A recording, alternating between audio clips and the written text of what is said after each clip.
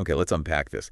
That feeling we all know so well, the pressure to do more, Mm. to be constantly productive, Hmm. you know, to fill every minute, every hour, every single day. It feels relentless, doesn't it? It really does. Like you're always slightly behind, always striving for, well, for enough, but that finish line just keeps moving. It absolutely does. And it's more than just being busy, right? It's this deep underlying sense that maybe our worth, like who we actually are, is tied directly to how much we produce. Exactly. And that's what we're diving into today.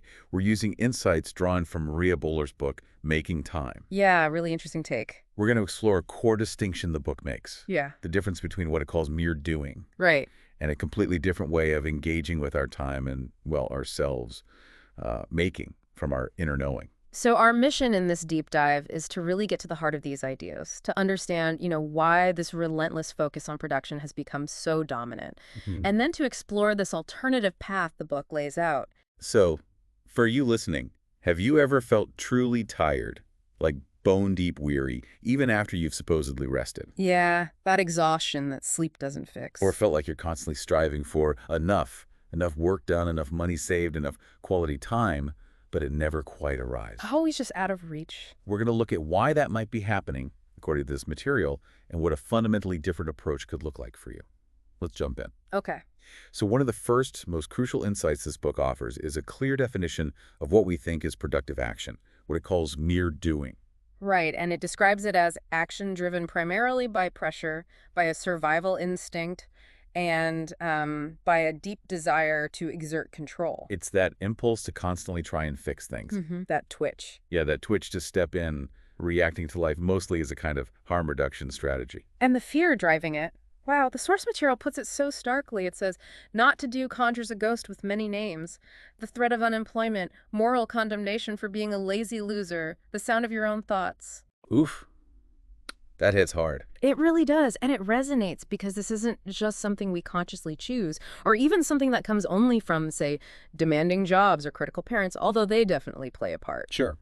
The book suggests it's passed among us like oxygen, just deeply ingrained. Think about those early childhood lessons. Eat your broccoli, then you can play. Right. Linking doing the thing to freedom, to reward. It's embedded everywhere, from job descriptions to advice columns telling you how to optimize your morning routine. Constantly. It's so pervasive that the author emphasizes it's not your fault. It's just the air we breathe. And what's truly fascinating is how the book immediately contrasts this with making. Yeah. Makers' actions, it says, are creative moves. They come from an intimate relationship with the world, Okay. as opposed to just acting on it or, desperately running from it. It's a completely different stance. A different relationship. And this stance, this orientation, it brings us right to what the book identifies as a core issue, the producer identity. Ah, yes, that hidden belief. That hidden belief we often carry, maybe even whisper to ourselves, I am merely what I do. Right. If we stop producing, who would we even be? The fear is palpable there. We start defining ourselves almost exclusively through this lens, don't we? We see ourselves as producers of, well, value, content, righteousness, a carefully curated image, experiences. All of it. And we're constantly striving for enough, enough, enough, but that elusive it just never seems to arrive. It feels so tied to survival, doesn't it? Absolutely. Producers are perpetually trying not to run out of countable things, minutes, money, means. There's this perceived need for a contingency plan. Always. For every potential worst-case scenario. And this fear plays out in surprisingly small, everyday ways, like agonizing over not hosting Thanksgiving this year. Or feeling guilty about declining a project. Or stressing over spending money on something seemingly non-productive, like an instrument you just want to learn for fun. Yeah, like that's somehow wrong. And it's almost ironic how industries pop up to capitalize on this exact feeling. The book points to things like the physical and emotional wellness industries, which often promise balance or some perfect, serene state, what the source calls the spot on the fantasy map called enough. Right, the magical place. And the genius, or maybe the cruelty of it, is this enough is always just out of reach. Keeps us on the hamster wheel. Always chasing. And as we find ourselves on this hamster wheel of doing, a very specific internal voice tends to emerge. Mhm. The book introduces this really compelling concept of meeting your inner middle manager. Yes, I know that guy. Right. That part of you that feels that familiar pang of disappointment or maybe a fleeting sense of satisfaction based purely on your output. But the book reveals that this manager isn't really operating from a place of competence or wisdom. It's really just so very afraid of the wheels falling off. Exactly. The manager's core job is basically to ride herd on all you're doing, Mm-hmm. often operating as if they're under constant surveillance by some invisible corporate headquarters, trying to manage your internal world, your impulses, your energy, like a gaggle of slacking employees. Yeah. But this manager has severe limitations, right? The source points out this internal manager is somehow responsible for everything and has power over nothing. Wow. It takes the prescribed labor process, the rigid idea of how things must be done completely at face value. It has no real confidence in itself and zero authority to question or change the underlying system it's operating within. Whereas a maker, Yeah. they operate from a fundamentally different place. Yeah, the book says they see that wisdom will come from elsewhere. They can trust more of their full self, the world, the inherent process. Right. A maker can witness the inner middle manager's frantic schedules, its self-imposed punishments, its hollow pep talks, its petty theories, thank it for its fearful service, Yeah. and suggest it has earned a long, long overdue vacation. That shift feels like the absolute key, moving from that fearful, controlling manager mindset. Because this relentless focus on doing often pushes us towards something that looks like hustle. All right. But the source makes a really sharp distinction between that kind of energy and what it calls deep effort. Yeah, and hustle, it turns out, isn't just about speeding up. The book highlights that it also shows up as hiding, avoiding, even procrastination sometimes. Really? Yeah, it's all rooted in a deep-seated belief that your action, or lack thereof, will fundamentally make or break who you are. That's a lot of pressure. Huge pressure. Yeah. It leads to waiting for things to be perfect, because if they aren't, all is lost. So both the action and the waiting are driven by fear. It's that feeling of being completely alone and believing you must control the outcome. The book even references that old self-help trope, if it is to be, it's up to me. Right. The source describes hustle as an unwinnable race, fundamentally involving running from a hypothetical pain, just trying to avoid something bad happening. In contrast, deep effort is what a maker trusts. Creating, which the book posits is the deepest kind of effort we can engage in, asks for participation, not control. Participation. Okay, tell me more about that. Well, the idea is that the results, the true outcomes, happen through us, not solely because of our individual will or force. This perspective suggests the desired outcome is already there in some mysterious way, just waiting for us to bring it into form. It's only temporarily invisible. That's a very different way of thinking about it. And the source provides such a grounding historical context for this idea of create. Oh, yeah. It traces the word's ancient roots in Sanskrit and Latin, tied to reproduction, generating new life. Later, in the Middle Ages, the verb create became specifically associated with God's acts. Acts already completed, like how God hath create thone in right order. So already done, in a sense. Exactly. So when the word was later applied to humans, it retained this powerful sense of bringing something that already exists in some unseen way into manifest form. So it's not about being a solo inventor, forcing something brand new into being. No, the book calls it more like cooperation than solo invention. It's working with what's already here, both inside you and out in the world. Wow. This reframing of creativity, it completely changes how we might view things we commonly judge ourselves harshly for, like laziness and procrastination. Absolutely. The source really challenges the moral judgment we attach to laziness. It suggests it's often much easier to just label someone idle or slothful or entitled than to actually investigate why someone isn't doing the expected thing. Right. The author states, quite provocatively, I have never met a truly lazy person. That's a strong statement. There's that striking example of the librarian, right, who labeled himself lazy. Yeah. He describes spending time reading graphic novels and scrolling, feeling like he had this list of failed habits. But the author saw someone deeply passionate about his work, just exhausted by the effort of resisting the system he was in and resisting himself.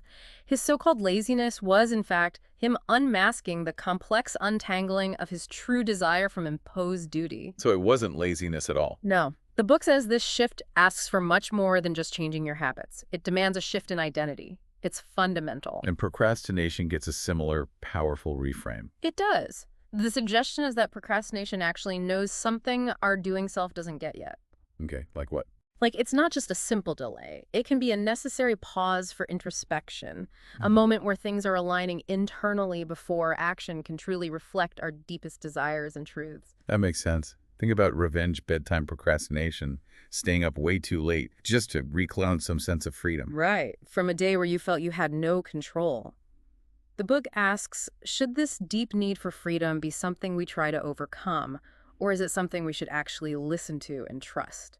That's a good question. And sometimes procrastination is about avoiding uncomfortable, pleasant emotions, like excitement even. Really? How so? The author shares her experience starting a group program, feeling intense resistance, only to realize that resistance was just upside-down desire. It was excitement masked. Ah. So the book suggests resistance isn't something to be fought or overcome, but something to be cozied up with. What might that resistance be trying to tell you? It feels like a lot of our busyness, our mere doing, might actually be a way to avoid things we find uncomfortable. Yeah, the source describes the suspiciously magnetic urgency of obligations. Suspiciously magnetic. I like that. They give us this superficial sense of gravity or self-importance, right? That feeling like the world would fall apart without you.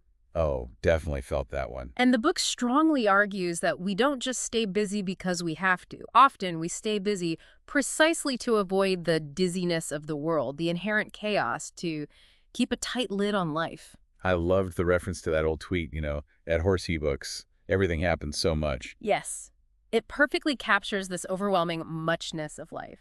Baby sea turtles hatching, births, tragic plane crashes, Christmas lights going up, all happening simultaneously. I can sound like a complaint, for sure. But the source suggests this muchness can also be an invitation to presence, to simply notice reality with us and without us. Yeah. Just witness it. And when you dare leave behind that superficial order of constant doing, the book points out you were immediately confronted with the bracing reality of your own freedom to be. Bracing is a good word for it. Yeah, to approach the world with the mysterious and messy truth of your heart. That's definitely a dizzying prospect for that inner middle manager. Absolutely terrifying for the manager. And that idea of confronting the messy truth of our heart, it leads into another big concept the book explores: the surprising inefficiency of efficiency, especially when applied to our inner lives, Okay. and the unexpected guidance we can find in desire. Right. In the producer world, it seems only desires that directly lead to productivity are acceptable. Everything else is often deemed a luxury or, a distraction. But desire is energy, isn't it? And producers do these elaborate somersaults to either justify desire, oh, I need this expensive planner to be more productive, Right, the justification dance. or just try to make the longing go away quickly, like swiping a credit card without really thinking. Whereas a maker Hmm. learns to trust the essence of their desires. Exactly. Without immediately needing to fix them or justify them, they get close enough to simply trust where that longing guides them, following impulses like, because I want to, because I long to, or simply because desire is leading me toward it. That requires a lot of trust. It does, and the book is quite critical of applying linear efficiency logic to personal growth or creative exploration. It argues that it becomes deeply inefficient. Looks like movement, but actually takes us nowhere. It even cites examples like that infamous CIA program that just went in circles. Right, chasing efficiency but getting lost. And there's the powerful story of the photographer. Oh yeah, tell us about that. She was advised the seemingly efficient business route, teach business skills, instead of just creating her art. But it felt wrong, like wearing an itchy sweater, the Yeah. book says. Mhm. She agonized over all this external advice. But the true path, the supposedly inefficient one, of simply offering what she loved to create, that felt warm. And it drew unexpectedly powerful responses from people. So the inefficient path was actually the effective one. Exactly. As the source puts it, aiming for the fastest, most direct route is often a profoundly inefficient way to live.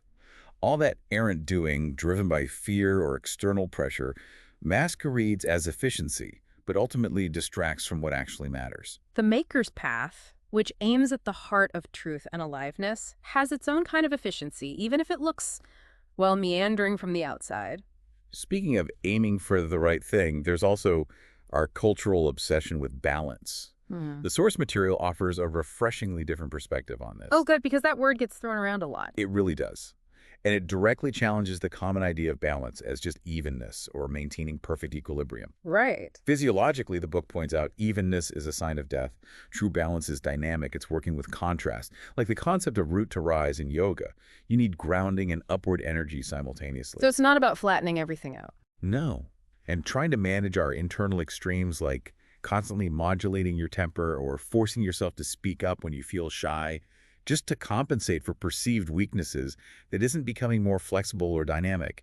It's just being better managed by that inner middle manager again. Always trying to control the output. Exactly. Yeah. And this constant self-management ties into what the book calls a double bind that traps us. The pressure to simultaneously do the best and do enough. Oof. Yeah. Best and enough. That's tough. It's an externally derived standard, right? The desire to win, to be the best, can become the only way we know how to desire anything at all. Leads to this exhausting competition against ourselves and everyone else. And when the pressure to be the best becomes too much. The alternative often kicks in. The okayness of aiming for not too much. The shrinking back. Yeah. Believing that big desires or a vibrant life aren't really for you, so you aim for smallness, finding contentment in managing a small corner of your life, maybe just enjoying doing the dishes. Which can feel safe for a bit. But the book warns that this double bind, this oscillation between best and not too much, isn't rich enough to sustain us for very long. It's not fulfilling. So the book clarifies that ambition itself isn't the problem. Not at all. It's the producer dreams chasing the self-driving car, the adoring fans, the perfect resume. Those are the dreams that are too small, too external. Okay. True idealism is presented as an internal North Star, something that guides you from within, prompting the question, what way of being makes your heart swell? What way of being, not just doing. Precisely. And focusing on that internal guidance starts to dissolve the pervasive lie of wasted time. Ah, yes. The regret. We hide years spent at hated jobs, unsent creative emails, nights spent trying desperately to impress friends. We feel like everyone else is the epic main character living their destiny. While we're stuck as the low-budget sidekick. Yeah. But what if the value wasn't in the external outcome all along? What if that time wasn't wasted? That changes everything. And this whole conversation leads us to a foundational concept in the book, the absolute primacy of being. It's like being itself. Yeah. The source asks this incredibly simple yet profound question. Who are you being when you are doing nothing? Who are you being before you've done anything and after you're done? Wow. Who are you? Exactly. It explains that your being is simply who you are before actions, thoughts, titles, pain, joy, results. It's the seat of your fundamental humanity. The book offers this beautiful thought. Your friends and your pets feel your presence and find it inherently beloved just for being there. Just for existing. Just for existing. That's the power. It's why the source can confidently say there's no such thing as doing nothing, because there is fundamentally no such thing as being nothing. You are. You are. And crucially, the quality of your being trumps your actions every time. It's presented as the well from which you draw your deepest truth, your genuine power to make a life that matters, even without external applause or recognition. This deep well within, it's inextricably connected to the idea the book calls inner knowing, right? Absolutely. It's described as an indestructible compass pointing towards authentic aliveness. It's a concept recognized across various traditions, the Greek nous, the divine spark, the Holy Spirit, the daemon. It's a source of guidance that goes far beyond superficial information or external metrics. But listening to this inner knowing, it requires a different kind of attention than the producer mindset is used to. For sure. In a culture obsessed with measurement and results, this inner guidance can sound like inefficient self-indulgence. Right, like you're wasting time. But the book's sharp point is, the alternative is just borrowed guidance, following someone else's map. Inner knowing holds paradoxes. It can feel vulnerable and strong at the same time, and it definitely doesn't shout. It whispers. It's not going to give you neat step-by-step instructions or predict the future perfectly. Nope. But it keeps you listening deeply to reality and can guide you directly into the most tangled, real parts of your life. And this inner knowing is vividly contrasted with what the book calls the doing self. Yeah, the protector. This is the protective impulse within us, desperately grasping for a manageable identity, the ego, the conditioning we've absorbed. It knows only the past, how it's been, and tragically confuses accumulated experience for your essential essence. So the doing self looks back. Always back. Yeah. And the doing self sees your inner knowing as deeply inconvenient, maybe embarrassing, vulnerable, inefficient, unreasonable, fundamentally a distraction from getting results. It just wants things done, preferably yesterday. Whereas the inner knowing operates differently. Totally. It doesn't need completed results to validate itself. It sees the bigger qualitative picture. What kind of day was it? Not just was it a success or failure. It's the seat of your genuine creative power and how you authentically relate to the world around you. Shifting towards this maker way of being, guided by inner knowing, it isn't about adding new tasks, is it? It's Right. more about actively undoing some very deeply ingrained patterns from that world of production. Exactly. Undoing. One big one is undoing consistency. Okay, consistency feels like a virtue usually. Right. But aiming for perfect consistency is described here as superficial and purely external. It's a binary. You either did the thing or you didn't, and it sets you up for feeling like a failure. The moment reality inevitably intervenes with sickness or a change in perspective. Ah, okay. Makes setbacks feel like personal feelings. Exactly. It treats any setback as a problem to be fixed immediately. The book argues that internal motivations, things like passion or curiosity, have flow, not rigid consistency. And inconsistency isn't actually a problem if you don't punish yourself for it. Letting go of the self-punishment. Then there's undoing terms and conditions. What's that about? This is putting external qualifiers on who you believe you're allowed to be, like, I must be not bad, or I must be in control. Setting rules for yourself. Yeah, rigid rules. It means rejecting parts of yourself, pushing them into the shadow. We do this because we genuinely believe we'll completely screw up if we don't impose these conditions on ourselves. But the book makes a crucial point here, right? It does. You can only truly be with others in genuine connection to the level that you can be with yourself exactly as you are. These conditions are like a rule book telling you what not to do, placing limits on your fundamental wholeness. Which leads directly to the profound distinction between fixing versus being with. Yes. The producer self's automatic impulse is to do something about it, right? And to fix the perceived liability or problem of life. Jump in, manage it. But being with is the opposite of fixing. It's presence. The book presents being with as a precondition for making. It's what actually enables real growth. Okay. It's the opposite of constantly fighting with reality, arguing with the facts of your feelings, your pain, your joy, or inconvenient truths. Dropping the internal shoulds helps you take off the blinders you didn't even know you were wearing. And the book gently reminds us to even be with the part of you that resists being with. Yeah, that part too. Inner knowing in the state of being with simply invites truth, reality, and possibility, showing you there's enough moonlight for the next step. Just the next step. Just enough. The book also revisits the idea of undoing pressure. Right. That ambient pressure we feel makes us believe our very being is at stake in our performance. Which feels very real sometimes. It does. But the source firmly states that it is not. Your being is not at stake. A maker, in contrast, learns to work with pressure, like a blacksmith works with fire. Okay. Seeing deadlines or external expectations as neutral facts, not personal judgments of their worth. This allows you to consciously choose your own pressures, like setting goals based on what truly matters to you, rather than being driven solely by the pressure to please others or prove yourself. So running from pressure, that's not the answer either. No, the book says running from pressure is often running from your own desire, your dreams, and potentially consequential acts.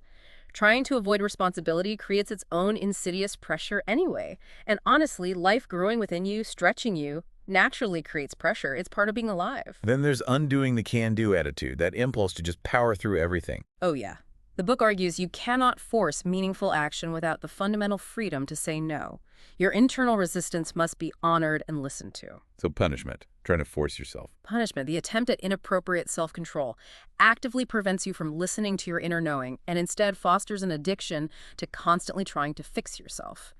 The book even links this historically to the concept of discipline itself, even the Roman goddess Disciplina, used for differentiation. We are disciplined, not like those guys, the non-Romans. Wow. So instead of just wanting discipline. The book encourages us to become a disciple of what's alive, within and around us, not just desiring discipline for discipline's sake, which is just subjecting yourself to constant correction. A disciple of what's alive. Yeah. We are all disciples of something. After all, money, the news cycle, fantasies about the future, the moods of our family. When discipline is on a moral pedestal, it blinds you to what you are truly a disciple of. What do you gaze at with rapt attention? What do you serve, really? This process of undoing also requires embracing, perhaps. Perhaps. I like that. Saying perhaps to outcomes, results, failure, success, pressure, the opinions of others. It dissolved those false predictions we make, doesn't it? Exactly. It's a powerful way to dissolve those false, often negative predictions we impose on the future, like that friend who was certain you'd hate their song, only for you to love it. Saying perhaps to your assumptions gives reality a chance to unfold without your rigid script getting in the way. It also helps us navigate what the book calls false guilt. Productivity guilt. That nagging feeling you should be doing more when you're resting or doing something seemingly non-productive. That's often false guilt. Okay, explain that. It's just the discomfort of going against a deeply ingrained cultural pressure that links our worth directly to our output. Choosing rest, beauty, or joy over perceived function feels like guilt. But it isn't really. No, it's just the discomfort that comes from making a nonconformist choice from your being. True guilt, the source says, is a painful, undeniable twinge that comes from consciously betraying your inner knowing, from acting out of alignment with your deepest truth. So choosing values over false guilt creates a new reality for yourself. Yes. Undoing pressure also involves listening through numbness and rage. Numbness and rage, okay. Obedience and politeness, especially when they override our inner truth, can lead to secret rage or bottled passion. The book points out the parallel in Dante's Inferno, where the slothful are condemned alongside the angry. Interesting connection. They're presented as inversions of each other, the lazy having blocked their inner fire. So the maker's role is to listen. To listen deeply to yourself and the world.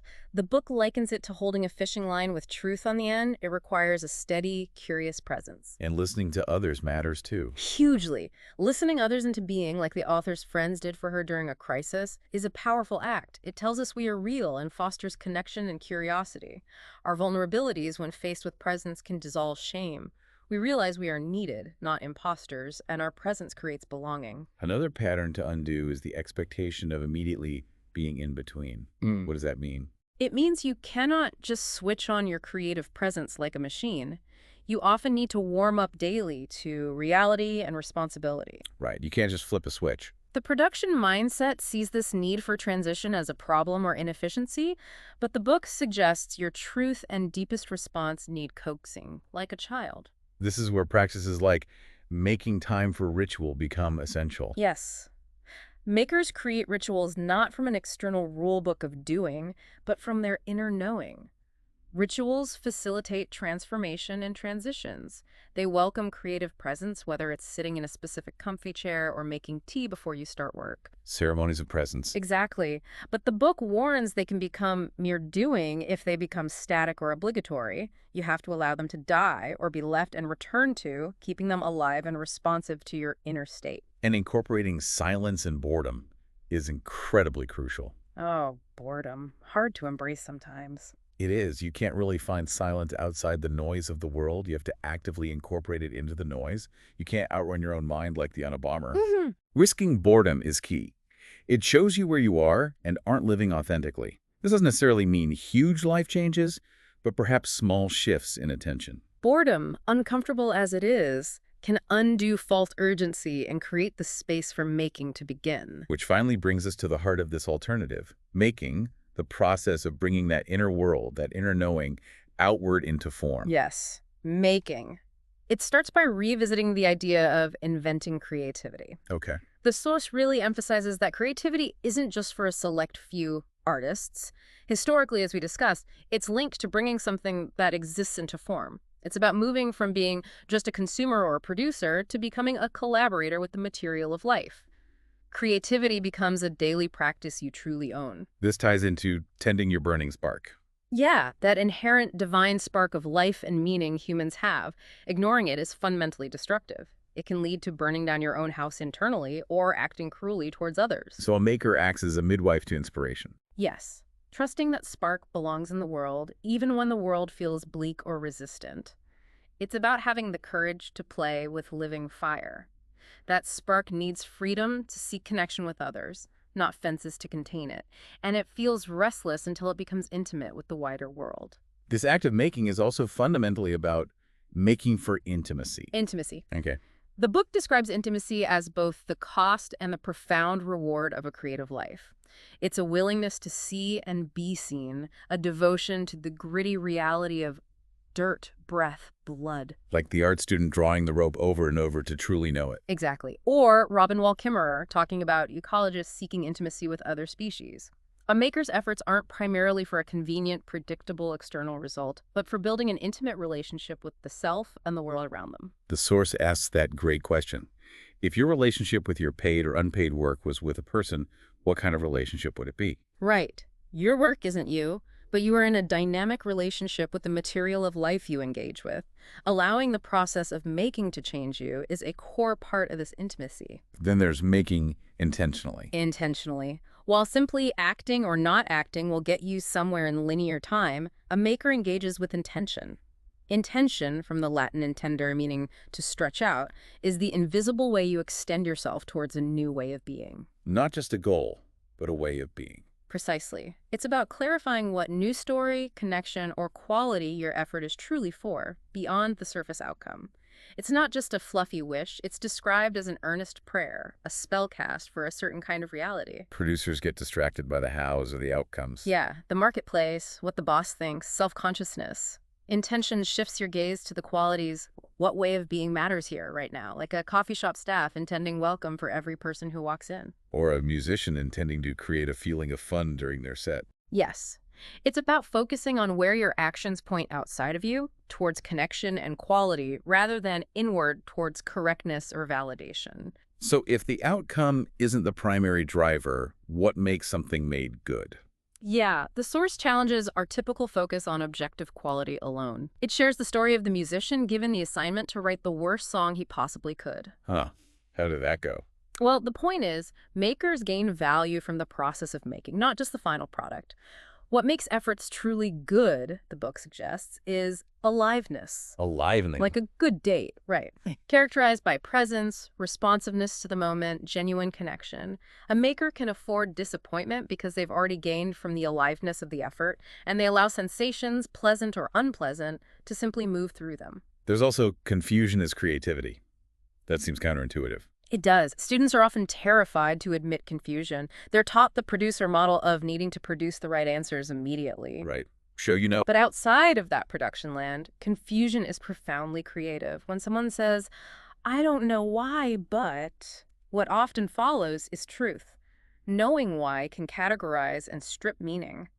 Confusion suggests there might be two truths coexisting, an unfolding mystery, inviting you to discern with more than just the logical mind, as the heart has its reasons. Despite worries about feeling self-indulgent or the harsh reality of in this economy, the book argues for making hope despite challenging circumstances. Yeah, making hope. Making the act of bringing your inner world out shows others how your unique mind makes sense of things, increasing their own awareness. Being present with your inner knowing and showing what you've seen creates hope. Not necessarily because of what you made, but because of the who is making it. Cave paintings aren't just images. They point to a who was there, seeing and making sense. You are the who. You are the who. I like that. It's hope in a bottle. We allow mystery. Stop needing to make linear sense of everything. Welcome the absurd. We have time to make, the book reminds us, because time passes anyway. The effort doesn't need to go anywhere yet. And we can treat the suffering that comes from undiluted wanting gently. It often passes when we allow ourselves to be with it. This directly connects to making abundance. Right. The producer world sees scarcity everywhere. I might run out of time, money, ideas, and believes the fundamental lie that we are lacking. But the maker practices believing the opposite. Yes. Ideas are dandelion seeds, not crude oil. More will always come. You don't have to act on every idea, and you don't need to hoard them. Your mind is too precious for stagnating potential. The more you make from your inner knowing, the more capacity you have. So a maker can afford disappointment. Because the value was in the participation itself. It's about participating with those who came before you, with those competing alongside you, seeing need as a capacity to receive what the world offers. The granary of love and creativity doesn't run dry. The source also unflinchingly addresses facing social brutality and creating Anyway, Yeah, it doesn't shy away from that. It contrasts historical contexts of brutalization and conflict in creative fields, citing Ishmael Reed's work on the suppression of black art with ancient artists who saw their role as opening doors to the divine. so the point isn't to pretend injustice doesn't exist. No, but not to use evil or injustice as a reason not to create, not to bring your spark forth. Truth and beauty aren't frivolous distractions in hard times, they are essential. Creating is presented as responsible, not grim, You don't serve the world best with frantic, fearful action. but with your highest intelligence, with your full present self. You don't withhold that aliveness. And as you step more fully into making, you practice responding to others' reactions. Ah, yes, the reactions. When you do something unexpected, something authentic that breaks from the old pattern, people will react. Some might be startled, others might grumble, some will cheer. And the book says these are just noises. Just noises in the ecosystem, like the world adjusting to new life. They have no inherent moral meaning about whether what you did was right or wrong. They are not a reason to do or not do something. Creative living, the source ultimately argues, explodes the idea of scarcity. Yeah. More life here, in you, equals more life everywhere. It's not a selfish form of self-care. Making is what makes you come alive, and that aliveness ripples outward. It demands your loving attention. It's a practice of responding to what's in front of you with your highest intelligence, with all of you, trusting the process. Ultimately, this practice of making has profound implications for how we think about the future and about legacy. The future. The source suggests humans have a tendency to deform reality with fantasy. Fantasy. Not in a good way here. No, in this sense, it isn't healthy imagination. It's like a story layered on top of reality that hides you from yourself and cannot nurture new life. We can use our imagination, the book notes, for dissatisfaction to constantly picture how things should be different rather than engaging with how they are. Milton's famous line is relevant here. The mind can make a heaven of hell or a hell of heaven. Exactly. But crucially, only you can imagine authentically from where your feet are planted, from the specific intersection of reality you inhabit. You, uniquely, know what needs to change in your local corner of the world. So the future demands our specific imagination. Your specific imagination, yeah. To regenerate the earth, piece by piece.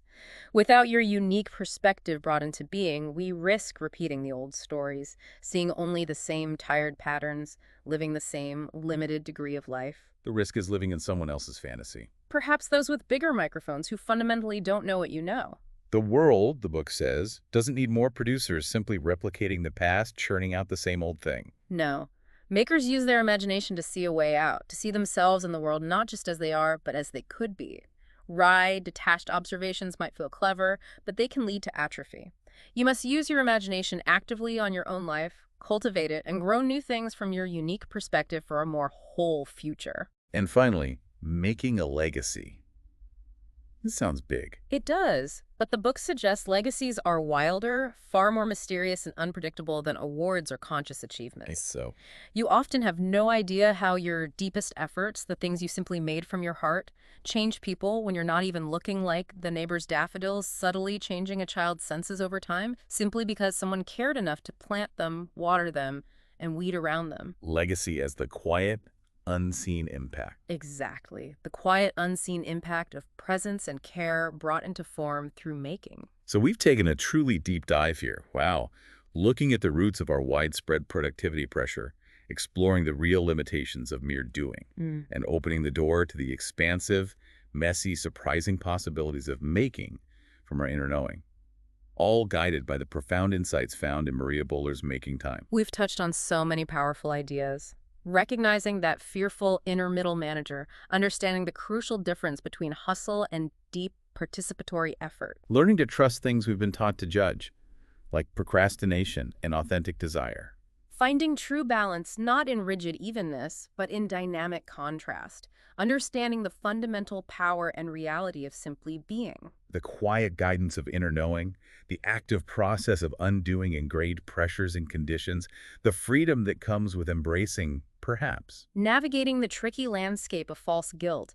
Seeing the surprising creativity found in confusion.